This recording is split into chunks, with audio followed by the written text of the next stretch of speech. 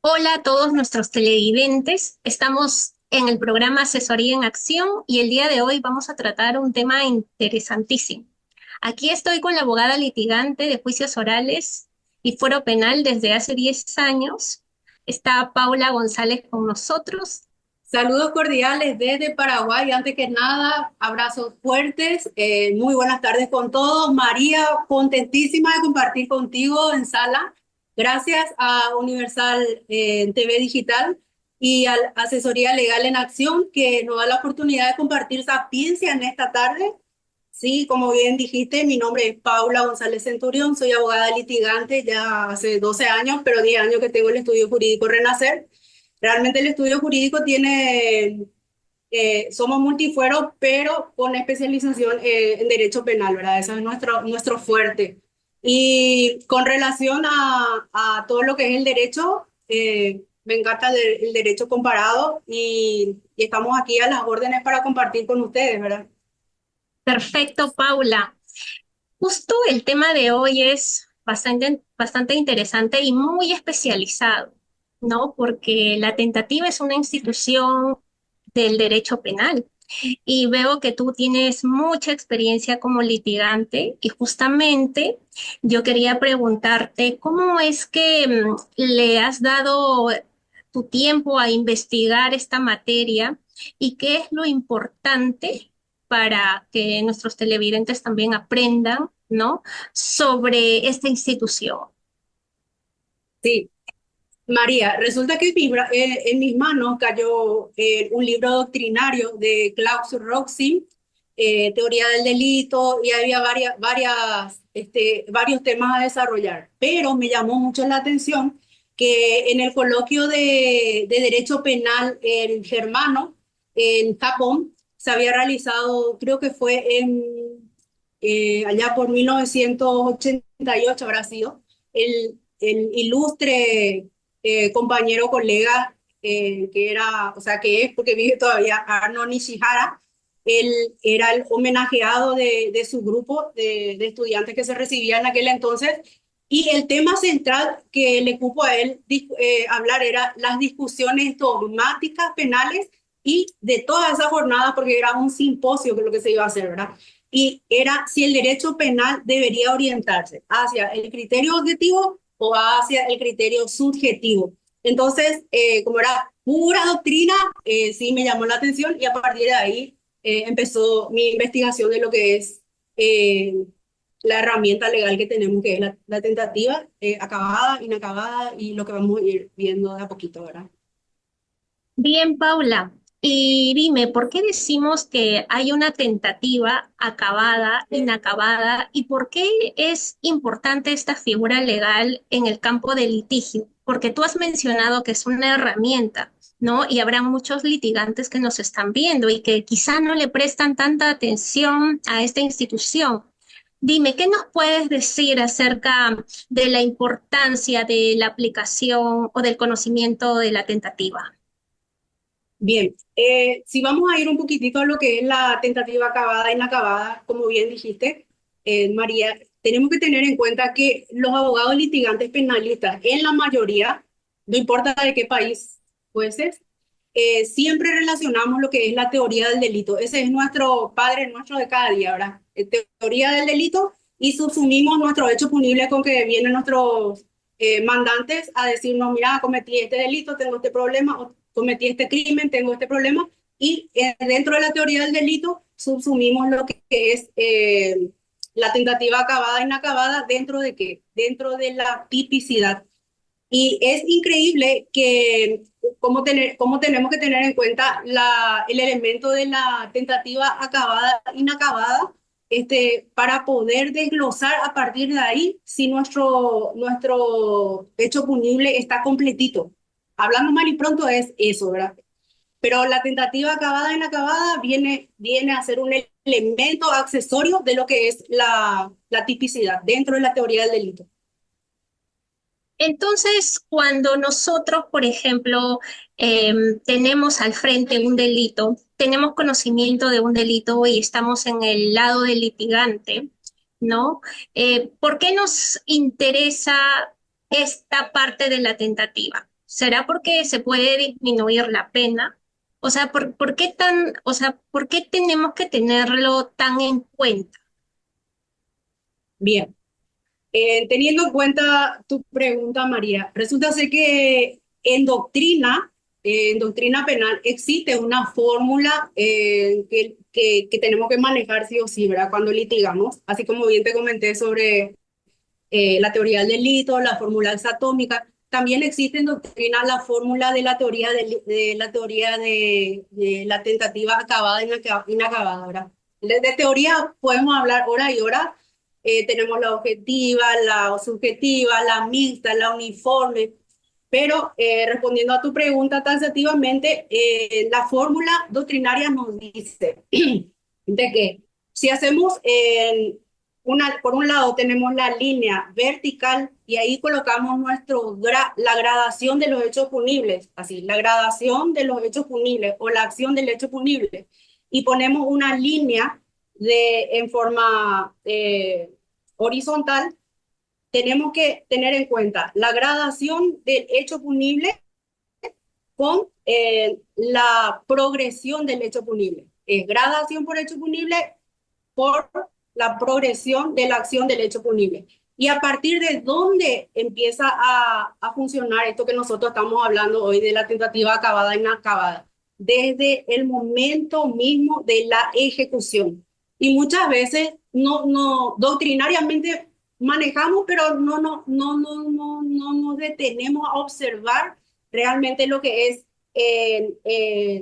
esa pequeña línea, ¿verdad? Decimos nomás, desde el momento de ejecución o desde el momento de la acción, y no, tenemos que exactamente, así taxativamente como habíamos hablado, para ir disminuyendo, para ir, viste que el Ministerio Público cuando acusa o cuando todavía está en imputación en la etapa de preparación y en la etapa vamos a decirle, eh, cuando todavía el Ministerio Público no tiene su acta de imputación bien formado. Entonces, lo que tratamos nosotros como abogados litigantes en defensa técnica, tratamos eso de disminuir, de ir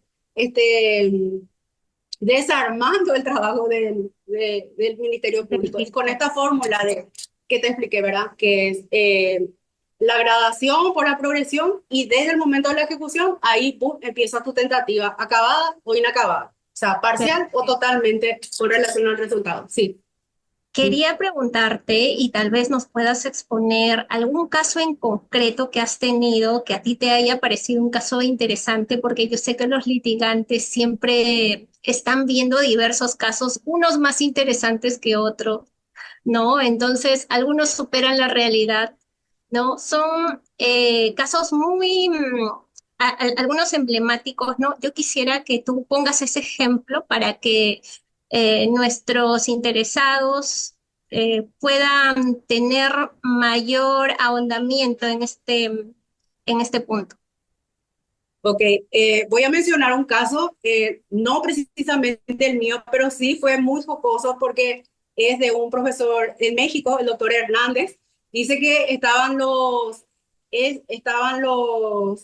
que iban a cometer el hecho punible, ¿verdad? Porque primero pensás, ¿verdad? Realizar, tener un ideal para cometer eso y está dentro de tu pensamiento. Mientras está en tu pensamiento, no hay, ¿verdad? Hecho punible consumado y tampoco nadie te puede juzgar, ¿verdad? Bueno. Y este caso fue muy relevante en México y creo que mucha gente, muchos colegas conocen porque es un caso mediático en donde dos personas querían asaltarle a una viejita que vive en esas zonas así habitacionales de México, en Capital Federal, ahí en Ciudad de México. Y dice que ellos tenían sus hachitas porque iban a romper el cerrojo ese del portón de acceso a la casa y tenían pasamontañas y tenía también cuerdas. Pero ¿qué pasó? Que un colega que era abogado tenía cerca, ponerle que dos casas así, estaba la viejita y el colega que era abogado, que es abogado hasta ahora vive, ¿verdad? Tenía su oficina. Pero el colega era penalista y tenía casos muy tediosos. Entonces el colega cuando pasó cerca del auto de estos dos que iban a cometer el hecho punible, le vio sospechoso. Entonces llamó a la policía y le dice, sabe que acá me están persiguiendo y acá estoy teniendo este problema, me van a asaltar, me quieren matar. Él empezó a sobrepensar. Y vinieron la patrullera y efectivamente cuando le revisaron al vehículo encontraron pasamontañas, el hachita y las cuerdas y ahí ellos dijeron, ¿verdad? Los dos, los que iban, los dos sujetos dijeron, confesaron, ¿verdad? Desistimiento, dijeron, no, no, no, nosotros no le conocemos a esta persona, ni siquiera queremos hacerle nada, nosotros le íbamos a asaltar a la viejita de tal parte. Y fue un hecho así muy mediático en México, porque fue en Capital, y sí, esa es una tentativa inacabada. Capaz de que no fue directo, pero fue indirectamente. El pobre colega que sí pensó que a él se le iba a secuestrar, porque México es todo un tema, ¿verdad? Entre paréntesis eso. Pero sí, eso fue un caso jocoso. A mí en lo personal, sí, en lesión de confianza, en el hecho punible de lesión de confianza, porque sabemos que cuando hay lesión de confianza, tu cliente está imputado, o tu mandante, mejor dicho, está imputado con ese hecho punible, o ser imputado.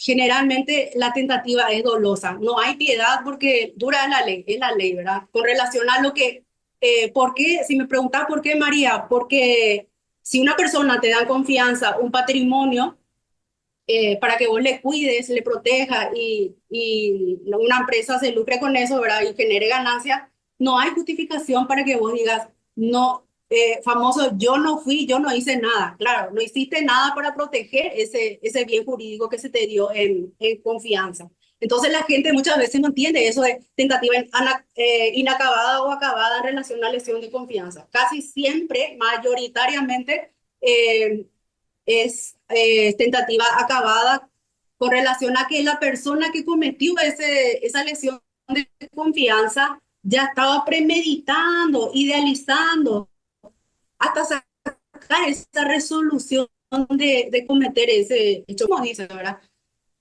Siendo Perú, México, Alemania, Japón, Paraguay, lesión de confianza con el tema de las empresas es muy delicado. Por eso la gente dice, yo soy fulano de tal, tengo el cargo de, bueno, ok, tenés el cargo de, pero la carga también tenés. Y eso la gente muchas veces no entiende y es difícil explicarle eso, ¿verdad? Pero yendo al caso mediático de México, que me parece Sí, interesante, porque hay cosas, como tú dices, que solo quedan en la mente. Podrás querer mucho, pero si no se llega a ejecutar, pues no hay nada, ¿no? Está en la mente. Ahora, en el caso, finalmente llegó la policía y todo, y ellos en ese contexto, ¿hay una pena para ellos o no? Para los que estaban haciendo los preparativos para cometer el acto delictivo, ¿hay una pena? Porque quisiera que eso quede claro para los que nos ven, ¿no? ok, ¿Cuándo es que hay una condena, cuándo no con la tentativa? Según tu legislación paraguaya, ¿no? ok.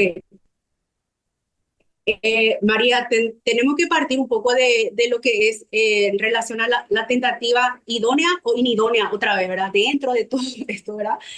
Cuando hablamos de tentativa idónea, es yo tengo el pensamiento, el ideal del que voy a cometer ese hecho punible, pero todavía no hice la ejecución, la resolución no tengo, ¿verdad? Entonces no es doloso. Por ejemplo, te puedo decir el caso de yo misma, Paula, no le aguanto a una persona o no sé, no me cayó, entonces le agarro, le aprieto al sujeto por el tronco de un árbol y tengo una cosa punzante, un objeto punzante, pero yo en mi ideal, en mi cerebro, en mi mente, la ejecución es, le quiero matar, homicidio, cometer homicidio, ¿verdad? Pero ¿qué yo hago? Directamente empiezo a clavar el tronco del árbol nomás, María. Entonces es inidóneo. No hay forma de que la persona muera, ¿verdad? Esa es los parámetros que tenemos que tener en cuenta. Sin embargo, si es tentativa idónea, yo agarro en la misma escena tenemos, pero yo quiero cometer homicidio contra mi prójimo y empiezo a clavarle con el objeto punzante en el estómago y sí, obvio que el resultado puede ser parcial o totalmente, ¿verdad? Entonces, eso sí tenemos que tener en cuenta, idóneo o inidóneo. Y la tentativa inidónea hay doctrinarios, no podemos decir, no vamos a usar nosotros aquí en asesoría legal en acción la teoría objetiva, ¿verdad? Vamos a decir mayoritariamente, ¿verdad? Así entre paréntesis, de que sí, ellos optan por la teoría objetiva. Sin embargo, en México y también creo que Japón, que son totalmente divergentes en la cultura, ¿verdad? Ellos sí tienen, manejan la parte subjetiva y dicen que no, directamente no. Cuando es inhibición, ¿cómo le vas a poder imputar siquiera a ese prójimo y mucho menos acusar y después querer condenar, ¿verdad? No tiene sentido. Te comento que aquí en Perú no es punible la tentativa cuando es imposible la consumación del delito, ¿no? Nuestras normas dicen que eh, es imposible la consumación del delito, ¿no? Por la ineficacia absoluta del medio empleado o absoluta impropiedad del objeto. Ahí te dice que la tentativa es impune, ¿no? Ahora, yendo un poco más a detalle con nuestro tema que es tentativa acabada y tentativa inacabada, yo quería que tú nos expliques sobre cada una de ellas, ¿no? Cómo se entiende y si nos podrías también dar algunos ejemplos para ubicarnos mucho más en estas instituciones. Ok, ok, genial. Bueno, la tentativa acabada, o sea que la tentativa en sí, ya dijimos de que es un elemento accesorio de la tipicidad, ¿verdad? Y vayamos realmente más fácil va a ser a los ejemplos. Por ejemplo, Klaus Roxin en su libro dice, ¿verdad?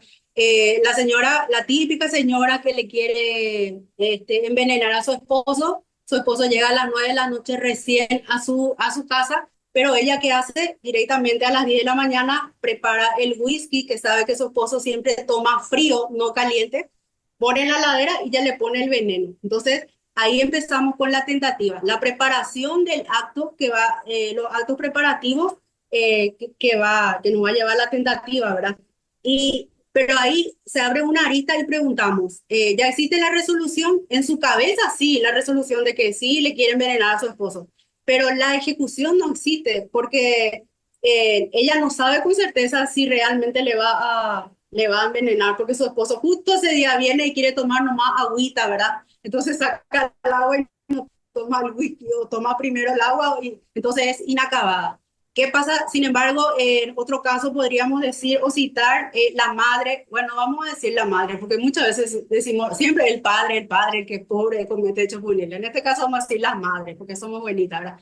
Entonces, vamos a decir que la madre está enojada con el esposo y lo que hace es enojarse más y agarra, le lleva a su hijito de 3 años y le tira al río para que el pobrecito muera ahogado. Pero ¿qué pasó? La criaturita fallece porque se golpeó la cabecita, entonces quedó denucado, ¿verdad? O sea, murió, pero denucado. Y eso sería una tentativa acabada, ¿verdad? Porque no existe la tentativa acabada que ay, yo no quise hacer, es dolosamente, siempre, siempre, siempre va a ser doloso. Y el peligro, siempre tenemos que tener en cuenta en la tentativa de que el peligro tiene que estar en relación, o sea, guarda relación directa con la lesión. No es que acá el peligro está y acá está la lesión, así como habíamos dicho, ¿verdad? En este caso, por ejemplo, podríamos mencionar un asaltante que entra a un museo con intención de hurtar los cuadros de valor. Pero el asaltante, como es todavía joven, empieza a mirar los cuadros, se empieza a mirar todo lo que hay alrededor, pero frente al escritorio observa una daga. Entonces ya tomó el cuadro, baja el cuadro, agarra la daga y empieza a mirar así. Y cuando ve la daga, encuentra un sándwich a su lado y tenía hambre, entonces baja la daga, agarra el sándwich y come, come, empieza a recorrer, después dice, yo era para qué vine, y después sale y se va. Y no tocó nada, o sea que al final él agarró, tuvo la intención de llevar el cuadro, de llevar la daga, pero al final no tocó nada, o sea, tocó todo, pero no llevó nada, no sustrajo nada, solamente el sándwich y se mandó mudar otra vez. Entonces es inacabada. Sí, claro que el hecho punible existió, pero es inacabada porque no hurtó nada al final, ¿verdad? ¿Y cuál es la importancia relevante con relación a la tentativa acabada o inacabada, ya sea inidónea o idónea, María? ¿Y por qué es importante como elemento de herramienta legal, como habíamos hablado al comienzo de la ponencia? Porque desde el momento de que es tentativa acabada, ya dolosamente está actuando la persona. Y esto se ve mucho, no sé yo en Perú, pero acá en Paraguay se ve mucho y es dura la ley, pero es la ley en relación a la acción criminal, asociación criminal. Después tenemos los homicidios, que son no solo los feminicidios, que es con alevosía. Tenemos también secuestros, casos de secuestro que son muy mediáticos, muy tediosos, muy delicados, en donde lo que vemos es que la tentativa acabada ayuda a que el legislador, en su infinita sapiencia, cuando hizo las leyes, dura mano. O sea, que cuando es tentativa acabada, el Ministerio Público dice, bueno, el señor fulano de tal cometió el secuestro de fulano de tal, en este juicio hemos demostrado, y solicita el Ministerio Público solicita la condena de tantos años, y porque ser tentativa acabada, entonces con el grado de tentativa acabada, entonces le dan más años de castigo. Esa es la función más o menos de la tentativa en sí. Y no, eso, no sucede eso, por ejemplo, en los casos de tentativa inacabada, ¿verdad? Por ejemplo, el muchacho este que por puro, no sé, porque era jovencito y no sabía qué hacer, hizo eso. Entonces, como fue inacabada y el resultado no fue perjudicial dentro de todo, entonces la pena va a ser menos, como vos mencionaste en el articulado ese que habías mencionado antes, ¿verdad? Esa es la función de la tentativa acabada e inacabada, realmente.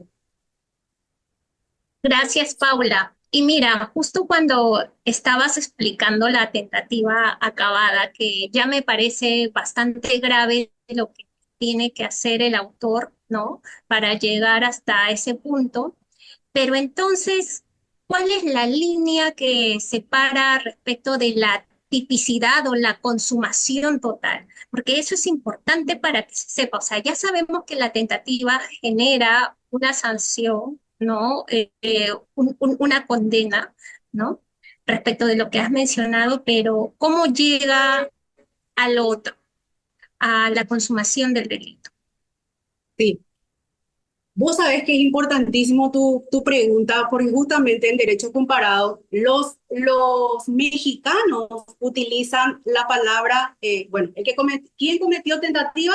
Cometió el que desde el momento de la ejecución de la ejecución del hecho punible, de la acción de los hechos punibles, exteriorizó, gastó energía en exteriorizar ese hecho punible. Esa acción de cometer, eso ya es tentativa. Ahora, si es acabada, inacabada, no importa si es parcial o totalmente. Y el resultado, ni qué hablar, ¿verdad? Para ellos eso ya es tentativa. Sin embargo, Alemania creo que en su código penal allá por 1876 más o menos, haciendo un poco de historia, dice, ellos utilizan la palabra renuncia. ¿Quién comete tentativa? La persona que antes de ejecutar esa acción, renuncia a esa a querer cometer ese hecho punible. Por más que haya pensado, haya preparado, ¿verdad? Ahí entramos otra vez autores, coautores, partícipes y todo lo demás. Pero generalmente en la tentativa acabada e inacabada se da con los hechos punibles de cuando es una sola persona comete, ¿verdad? Y cuando son varios, ya es, también se le condena, pero es diferente la posición del Ministerio Público en relación a la acusación, ¿verdad? Me preguntaste desde qué momento y desde el momento de la ejecución, desde el momento que yo exteriorizo, gasto mi energía en cometer esa acción del hecho punible, ahí es tentativa. Por eso es importante en la tentativa manejar así como el ABC del abogado, ¿verdad? No precisamente en los articulados del Código Penal de nuestros correspondientes países, ¿verdad? El caso de México, Perú, Guatemala, Brasil, Chile, ¿verdad? Casi todos somos iguales. Yo sé, por ejemplo, en derecho comparado que el arrepentimiento y el desistimiento no en todos los países se utiliza y es y es comprensible. ¿Por qué? Porque el legislador de cada país es diferente. Y aparte que cada aglomeración de personas pues tiene su forma de actuar. Por ejemplo, hace poco una colega me dijo que en Suiza la ley es re dura para todos ya, ni siquiera para los extranjeros nomás, porque los extranjeros, o sea que mucha gente está emigrando desde África. Entonces la ley es durísima para los extranjeros más, pero agarran también, o sea que para los habitantes, porque la ley es para todos, no es solamente para un grupo de personas. Entonces, la tentativa es una herramienta legal que el abogado litigante tiene que manejar, ya sea para la defensa técnica de su defendido o también para acusar, ¿verdad? Para pedir esa condena que merece, ¿verdad? Qué bien, seguro nos estarán escuchando de las dos partes, tanto los que están quizá en la fiscalía como los abogados litigantes. Ha sido bastante interesante esta charla, Paula. Bueno, yo quería pedirte que puedas dar unas palabras finales, tus palabras finales de despedida, ya para ir cerrando el programa. María, estoy contentísima. Primero, gracias a vos por ser la calidad de persona, sos un capital humano impresionante. Estoy muy contenta de haber compartido contigo. Gracias por la oportunidad una vez más a Asesoría Legal en Acción. Y redondeando todo lo que nosotros habíamos dicho, dentro de todo lo que habíamos hablado, realmente la tentativa acabada, inacabada, es como para tener toda una tarde, porque es muy extenso el material que tenemos que desglosar. Pero sí son los puntos estratégicos que espero que hayan escuchado y aquellas personas que tengan dudas se puedan comunicar con la Asesoría Legal en Acción y poder ir ahondando, porque cada uno tiene sus casos, ¿verdad? Desde dónde nosotros podemos ir desglosando lo que es la teoría uniforme con relación al elemento de la tipicidad y como elemento accesorio la tentativa acabada e inacabada desde la autonomía de la voluntad del ser humano. Porque la parte legal, la normativa psicológica que utiliza siempre el Ministerio Público es de que el, el volver esa actitud que tiene el ser humano. Lo que busca el legislador es juzgar esa actitud que tiene el ser humano de, bueno, idealicé y quise cometer este hecho punible, pero esa mi actitud al final de desistimiento, de arrepentimiento, ¿realmente existió o no existió? Y si realmente yo como ser humano puedo pedir clemencia, ¿verdad? En el caso que quise haber cometido, pero no hice, ¿verdad? Por eso volvemos a través a lo que habíamos dicho de que, por ejemplo, Argentina no tiene arrepentimiento, tiene desistimiento, pero arrepentimiento no es, yo me arrepiento no.